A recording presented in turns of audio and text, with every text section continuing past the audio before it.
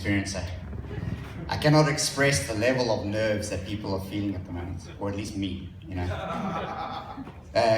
When I was telling people I was doing this, the general feedback I was getting is, man, you were brave. You are seriously, you got some balls in you, boy. I can tell you what, I was a lot braver last week, and those balls have shriveled up by now.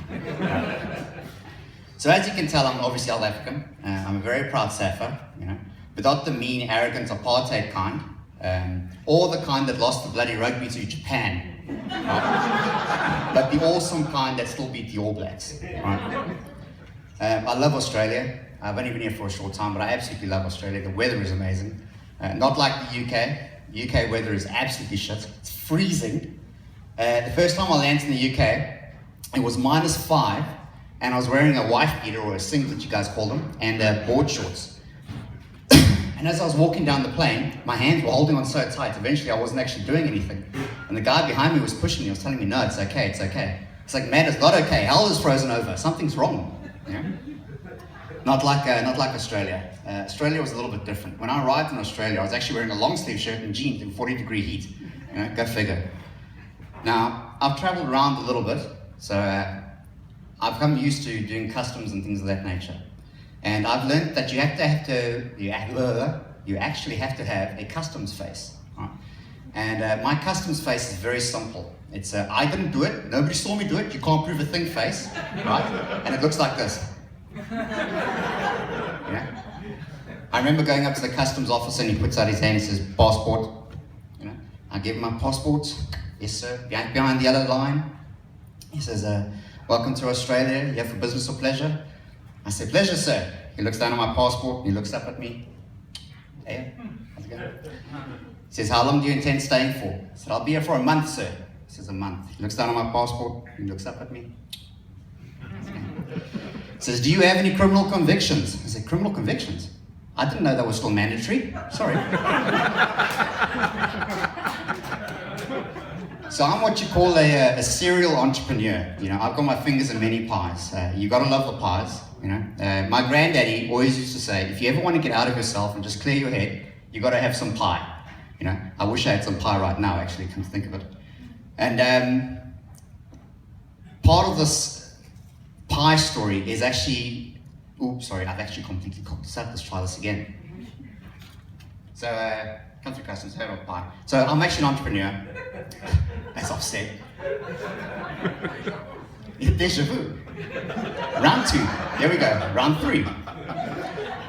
So how I figured out I was an entrepreneur is I actually had a very frank conversation with the boss a very long time ago. A guy that kind of looked like Donald Trump with the hair waving forward.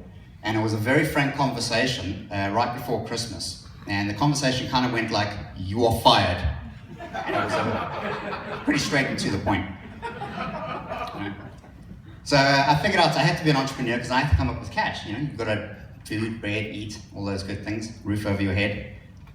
And, oops, sorry, there it goes again, round 4. So I started taking advice from my granny. So my granny was saying, if you want a sandwich, you know, you go to the kitchen. And if you want to go to the toilet, you go to the toilet, you know. So I kind of put 2 and 2 together and figured out that if you want a lot of money, if you need a stack load of money, you got to go where the money is. And that's where I figured out for the first time is how to rob a bank.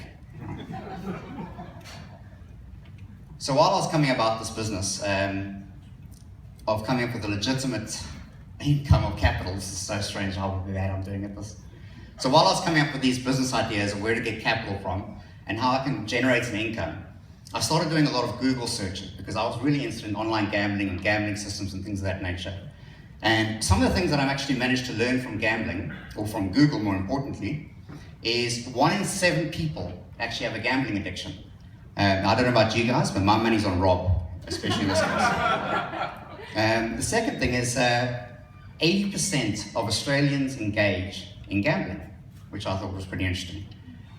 The next is, in 2008 and 2009, the combined profits, or whatever you want to call it, from the Australian people was $16 billion. $16 billion.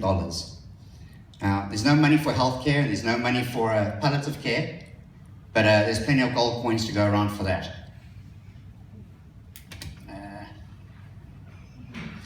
So I've obviously gone and done my homework. I'd figured out all these safe systems I wanted to use, what I was going to do at a casino, how I was going to make this money. And I figured it was time to actually go to a casino and give it a crack, you know? Now, I'm a very nervous type of person, as you can clearly tell. So let me explain this very eloquently. The very first time that you go to a casino, if you don't have a little bit of pee coming out of you, you're either very rich or you're just there for tea and coffee. Okay? While I was walking up the stairs, there was actually something that calmed me and put me down and actually put me to ease. There was these Siamese twins walking out, and I thought this was absolutely amazing. I've never seen Siamese twins before, you know? And she's amazing, stunningly good looking. Now, if you're any type of bloke, the first thing that's going to come to mind is, this is fantastic, because now you've got a 50-50 chance of getting lucky, you know? So going into the casino, thank you very much for that, appreciate it. I was thinking 200%. 2 for 1. So going into the casinos, casinos are quite awesome. They're designed to get people in, but not so much let people out. It's a really interesting phenomenon, you know. And they have these little rooms scattered around, the security booth rooms, and they normally call them interview rooms. Now, I have a little bit of a security background, but I'll tell you what, I'm really scared of these rooms, because it's the type of rooms that you end up going to. You wake up 12 hours later, you've got Tylenol in one hand, $20 in the other hand, and a swass. That's what I'm saying. So I got my chips, I'm walking around the casino. I eventually end up at the blackjack table, and I'm playing with my chips, and I'm trying to see who's the man, who's making the money here, who's losing money, who do I want to follow, who do I want to emulate. And the dealer sees me and he says, you know what, you're playing with my tip, you're rubbing the coins off my tip. And I was like, what are you talking about, your tip? You know, I haven't started yet. And he says, well, you know, everybody should tip the dealer. I didn't agree with this philosophy, so I said, well, why do you think I should tip the dealer? And he said, well, you know, you tip your waitress, don't you? I said, yes, I tip my waitress, you know, I'm that kind of guy. He says, well, she brings you your food, she doesn't cook it, she only has to serve you the food, so it doesn't matter how good the quality is, it's irrelevant. She still gets a tip. Following that principle, I should get a tip. And I was like, well, that's interesting. How do you expect that? How do you figure that? And we carried on this a little bit, and then I actually thought about it for a second. I said, you know what, you're right. You should get a tip. There's only one flaw in your argument, is a waiter will bring me the food I asked for. So if you could give me a queen of clubs, just saying. Now, on this little merry journey, one of the areas I managed to go to was a Keno lounge. And I've never been to a Keno lounge before. I actually had to learn Keno, which was quite interesting. And there is one bit of information I can actually unequivocally say about Keno, is no matter whatever happens, if there is ever an earthquake in Sydney, right, the Keno lounge is where you want to go, because nothing ever hits there.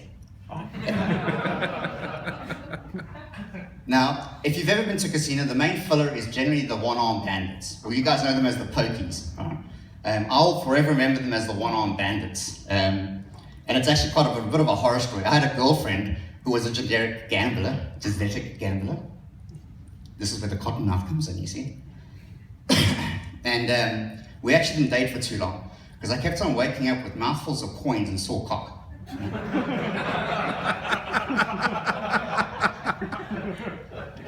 One of the last things I wanted to do was do roulette. So I'd gone through all these systems, I'd wasted all this money, literally wasted, and I eventually ended up playing roulette, right? So I wanted to really build up my bank, because I wanted that $1 million a year.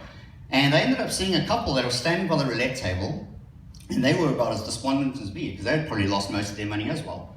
And I was speaking to them, watching them play. They were putting a little bit of money on one number, and it differed every time. I said, well, that doesn't make sense, because you know, you're doubling your odds of losing. And I said, why don't you pick a number and stay with that number and, you know, maintain. Sooner or later, your number's going to come up. The woman thought that this was a fantastic idea. I carried on saying, well, why don't you make it like a personal number? Do it something that's really personal to you, like, you know, your age. Put it on your age. She thought this was even better, because how lucky could this be? So she puts all her money on 29, you know, and that's it. She's happy. She thinks this is going to happen now. I think I've done my good deed, and turn around and walk away. And as I walk away, all I hear is doff. And this poor woman is on the floor. She's passed out. She's husband's fanatic. I said, what's going on? She said, he put all her money on 29. I said, well, what's wrong with that? She says, the ball lands on 36. Ladies and gentlemen, thank you very much for putting up with me. I really do appreciate it.